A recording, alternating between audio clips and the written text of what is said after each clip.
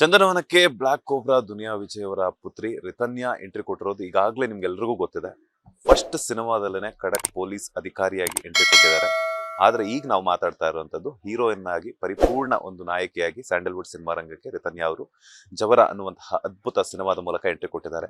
2 ಸಿನಿಮಾಗಳ ಎಕ್ಸ್ಪೀರಿಯನ್ಸ್ ಆಗಿರ್ಬೋದು, ಚಂದನವನಕ್ಕೆ ಅವರು ಬರುವಂತಹ ಒಂದು ತಯಾರಿ ಏನೆಲ್ಲ ಆಗಿತ್ತು ಅನ್ನುವಂತಹ ಒಂದಷ್ಟು ವಿಚಾರಗಳನ್ನ ನಾನು ಮಾತನಾಡಿಸ್ತಾ ಹೋಗ್ತೀನಿ. ಮೇಡಮ್, ಮೊದಲನೇದಾಗಿ ನಮಸ್ತೆ, ಹೇಗಿದ್ದೀರಾ ಅಂಡ್ ಕಂಗ್ರಾಚುಲೇಷನ್. ಚೆನ್ನಾಗಿದ್ದೀನಿ, ನೀವ್ ಹೇಗಿದ್ದೀರಾ? Thank you so much. ನಾನು ಸೂಪರ್ ಆಗಿದ್ದೀನಿ. ಸಾಮಾನ್ಯವಾಗಿ ಯಾರಾದ್ರೂ ಒಂದು ಸಿನಿಮಾದ ಮೂಲಕ ಎಂಟ್ರಿ ಕೊಡ್ತಾರೆ, ಆದ್ರೆ ನೀವು ಬ್ಯಾಕ್ ಟು ಬ್ಯಾಕ್ ಎರಡೆರಡು ಸಿನಿಮಾಗಳ ಮೂಲಕ ಎಂಟ್ರಿ ಕೊಟ್ಟು ಕೂಡ ಬ್ಯಾಕ್ ಟು ಬ್ಯಾಕ್ ಇಷ್ಟು ಕಡಿಮೆ ಸಮಯದಲ್ಲಿ ಇಷ್ಟೊಂದು ಬ್ಯುಸಿಯೆಸ್ಟ್ ನಟಿ ಆಗಿರುವಂತದ್ದು ಎಷ್ಟು ಖುಷಿ ಆಗ್ತಿದೆ ಅಂತ. ತುಂಬಾ ಖುಷಿ ಇದೆ ಸರ್. ವೆರಿ ಲಕ್ಕಿ ಅಂತ ಅನ್ಸುತ್ತೆ. ಅಂದ್ರೆ ಮಾತಾಡೋದೇ ಇಷ್ಟೇನಾ? ತುಂಬಾ ಮಾತಾಡ್ತೀನಿ. ಓಕೆ, ಈಗ ಲ್ಯಾಂಡ್ ಮೂಲಕ ಒಂದು ಪೊಲೀಸ್ ಕ್ಯಾರೆಕ್ಟರ್ ನ ಮಾಡಿದ್ರಿ. ಈಗ ನಾಯಕಿಯಾಗಿ ಜವರ ಅನ್ನುವಂತಹ ಸಿನಿಮಾದ ಮೂಲಕ ಎಂಟ್ರಿ ಕೊಟ್ಟಿದ್ರ. ಸೊ ಆ ಪಾತ್ರಕ್ಕೆ ಏನೆಲ್ಲ ತಯಾರಿ ಮಾಡ್ಕೊಂಡಿದ್ರಿ? ನಾಯಕಿಯಾಗಿ ಈ ಒಂದು ಸಿನಿಮಾದಲ್ಲಿ ಕಾಣಿಸ್ಕೋಬೇಕು ಅಂತಂದಾಗ ಈ ಪಾತ್ರಕ್ಕೋಸ್ಕರ ಏನೆಲ್ಲ ತಯಾರಿ ಮಾಡ್ಕೊಂಡಿದ್ರಿ? ಆ ಪಾತ್ರಕ್ಕೆ ಒಂದಷ್ಟು ಸಿನಿಮಾಗಳು ನೋಡೋದಾಗಿರ್ಬೋದು, ಓದೋದಾಗಿರ್ಬೋದು, ನಮ್ಮ ನಿರ್ದೇಶಕರ ಜೊತೆ ಮಾತಾಡೋದಾಗಿರ್ಬೋದು ತುಂಬಾ ಇತ್ತು. ಇದು ಕೂಡ ಹಂಗೆ ಇದೆ ಸರ್. ತುಂಬಾ ಚೇಂಜ್ ಓವರ್ ಇದೆ, ಸ್ಕ್ರಿಪ್ಟ್ ಡಿಫ್ರೆಂಟ್ ಇದೆ. ಸೊ ಹಂಗಾಗಿ ಇಲ್ಲಿ ಇವ್ರ ಹತ್ರ ಮಾತಾಡೋದಾಗಿರ್ಬೋದು, ಇದಕ್ಕೆ ಸಂಬಂಧಪಟ್ಟಂತ ಒಂದಷ್ಟು ರೆಫರೆನ್ಸಸ್ ತಗೊಳ್ಳೋದಾಗಿರ್ಬೋದು, ಇದೆಲ್ಲ ನಾನು ವರ್ಕ್ ಮಾಡ್ತಾ ಇದ್ದೀನಿ. ಜವರ ಸಿನಿಮಾದಲ್ಲಿ ನಾಯಕಿಯಾಗಿ ಕಾಣಿಸ್ಕೊಳ್ತಾ ಇದ್ರೆ ನಿಮ್ಮ ಪಾತ್ರದ ಬಗ್ಗೆ ಹೇಳೋದಾದ್ರೆ, ಹಾಗೇನೆ ನಿಮ್ಮ ಪಾತ್ರ ಯಾವ ರೀತಿ ಮೂಡ್ ಬರ್ತಾ ಇದೆ ಅಂತ? ನಾನು ಈ ಸಿನಿಮಾದಲ್ಲಿ ಮೆಡಿಕಲ್ ಕಾಲೇಜ್ ಸ್ಟೂಡೆಂಟ್ ಭೂಮಿ ಅನ್ನೋ ಒಂದು ಪಾತ್ರ. ಸೊ ತುಂಬಾ ಚೆನ್ನಾಗಿ ಬಂದಿದೆ. ಇದರಲ್ಲಿ ಒಂದು ಬ್ಯೂಟಿಫುಲ್ ಲವ್ ಸ್ಟೋರಿ ಕೂಡ ಇದೆ. ಈ ಲವ್ ಸ್ಟೋರಿಯ ಪಾರ್ಟ್ ಆಗಿ ನಾನಿದ್ದೀನಿ. ಆ್ಯಂಡ್ ವಂಡರ್ಫುಲ್ ಆಗಿದೆ ಸರ್. ಕಥೆನೇ ತುಂಬಾ ಚೆನ್ನಾಗಿದೆ. ವಿಜುವಲಿನೂ ತುಂಬಾ ಚೆನ್ನಾಗಿ ಬರುತ್ತೆ ಅಂತ ಅನ್ಕೊಂಡು ಕಾಯ್ತಾ ಇದ್ದೀನಿ. ತಾಯಿಯೇ ಮೊದಲ ಗುರು ಅಂತಾರೆ, ಆದ್ರೆ ಸಿನಿಮಾ ರಂಗದಲ್ಲಿ ಮೊದಲ ಗುರು ಬಂದು ನಿಮ್ಮ ತಂದೆಯವರಾಗಿರುವಂತಹ ದುನಿಯಾ ವಿಜಯ್ ಸರ್.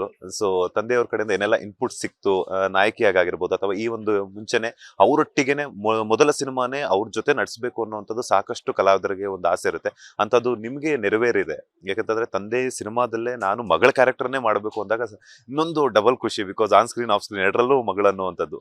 ಸೊ ಅದ್ರ ಬಗ್ಗೆ ಹೇಳೋದಾದ್ರೆ ಅದಂತೂ ತುಂಬಾ ಖುಷಿ ಇದೆ. ತುಂಬಾ ಲಕ್ಕಿ. ಅಗೇನ್ ನಾನು ಹೇಳ್ದಂಗೆ ತುಂಬಾ ಬ್ಲೆಸ್ಡ್ ಅನ್ಸುತ್ತೆ. ಅವರು ಕೂಡ ತುಂಬಾ ಅಫ್ಕೋರ್ಸ್ ತುಂಬಾ ಸಜೆಷನ್ಸ್, ಆಮೇಲೆ ತುಂಬಾ ಸಪೋರ್ಟಿವ್. ನನಗೆ ಹೋಲ್ ಒಂದು ಎಲ್ಲಾನು ಅಲ್ಲೇ ಇದೆ, ಅಪ್ಪನ ಹತ್ರನೇ ಎಲ್ಲ ತಿಳ್ಕೊಬೋದು. ತುಂಬಾ ಸಜೆಷನ್ಸ್ ಕೊಡ್ತಾರೆ, ತುಂಬಾ ಗೈಡ್ ಮಾಡ್ತಾರೆ. ಆನ್ ಸ್ಕ್ರೀನ್ ಅಲ್ಲಿ ಎಷ್ಟು ಆರ್ಭಟ ಮಾಡ್ತಾರೆ ಅಂತ ಹೇಳ್ಬಿಟ್ಟು ವಿಜಯ್ ಸರ್ ಎಲ್ರಿಗೂ ಗೊತ್ತಿರುವಂತದ್ದೇ. ಬಿಕಾಸ್ ಯಾಕೆಂತಂದ್ರೆ ಅವ್ರ ಆಕ್ಷನ್ ಆಗಿರ್ಬೋದು, ಅವ್ರ ಆಕ್ಟಿಂಗ್ ಆಗಿರ್ಬೋದು, ಎಲ್ಲದಕ್ಕೂ ready. So of the record ಅವರು ಡೈರೆಕ್ಷನ್ ಅಲ್ಲೂ ಕೂಡ ಮೋಡಿ ಮಾಡ್ತಾ ಬಂದಿದ್ದಾರೆ. ಸೊ ಅವರ ಒಂದು ನಿರ್ದೇಶನದಲ್ಲಿ ರಿತನ್ಯಾ ಅವರ ಆಕ್ಷನ್ ಕಟ್, ಅಂದ್ರೆ ರಿತನ್ಯಾ ಅವರಿಗೆ ದುನಿಯಾ ವಿಜಯ್ ಸರ್ ಯಾವಾಗ ಆಕ್ಷನ್ ಕಟ್ ಹೇಳ್ತಾರೆ ಅದ್ರ ಬಗ್ಗೆ ಏನಾದ್ರು ಇಂಟು ಕೊಡ್ತೀರಾ? ಇಲ್ಲ, ಈಗ ಸಿಕ್ಕಾಪಟ್ಟೆ ಬಿಸಿ ಇದ್ದಾರೆ ಅವರು. ಲ್ಯಾಂಡ್ ಲಾರ್ಡ್ ರಿಲೀಸ್ ಇದೆ, ಅದಷ್ಟೇ ಅಲ್ಲದೆ ಬೇರೆ ಪ್ರಾಜೆಕ್ಟ್ಸ್ ಮಾಡ್ತಿದ್ದಾರೆ. ಈಗ ಸಿಟಿ ಲೈಟ್ಸ್ ಇನ್ನೊಂದು ಫ್ಯೂ ಡೇಸ್ ಆಫ್ ಶೂಟಿಂಗ್ ಬಾಕಿ ಇದೆ. ನೋಡೋಣ ಇದಾದ್ಮೇಲೆ. ನಾನು ಅನ್ಕೊಂಡು ಐ ಹೋಪ್ ಮಾಡ್ತಾರೆ ಅಂತ. ನೋಡೋಣ.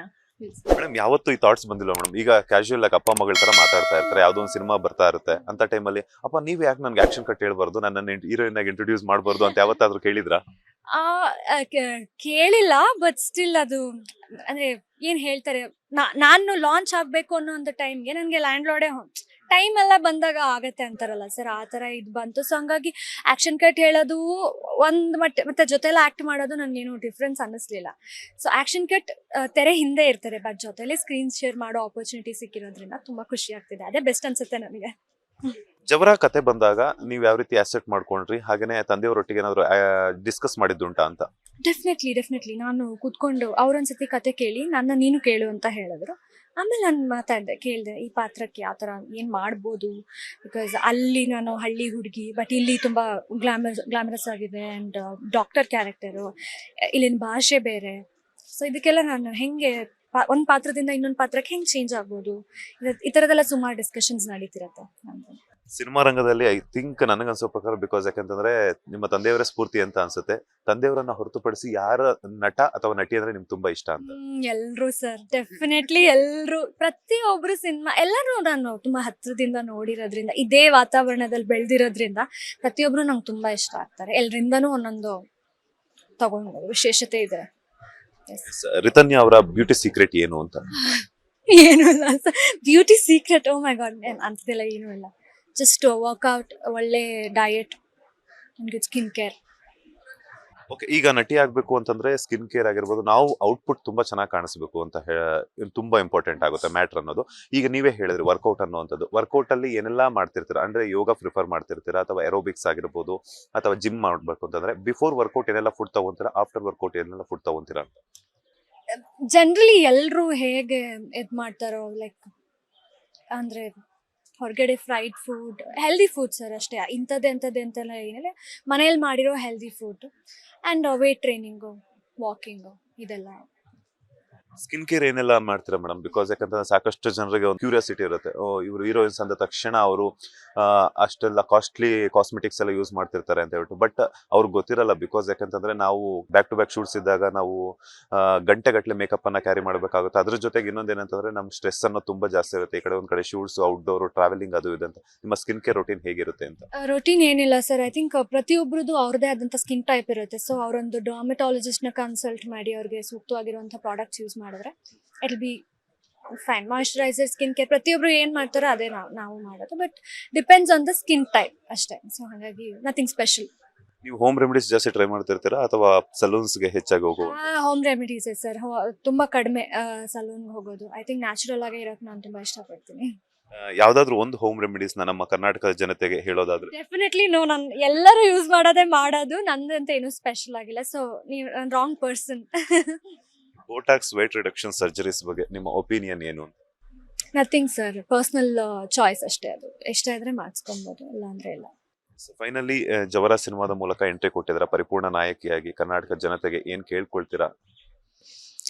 ನಿಮ್ಮೆಲ್ಲರ ಪ್ರೀತಿ, ಪ್ರೋತ್ಸಾಹ ಆ್ಯಂಡ್ ಬ್ಲೆಸ್ಸಿಂಗ್ಸ್ ನನ್ನ ಮೇಲಿರಲಿ, ನಮ್ಮ ಚಿತ್ರತಂಡದ ಮೇಲಿರಲಿ, ಹಾಗೆ ನಮ್ಮೆಲ್ಲರ ಮೇಲೂ ಇರಲಿ. Thank you so much.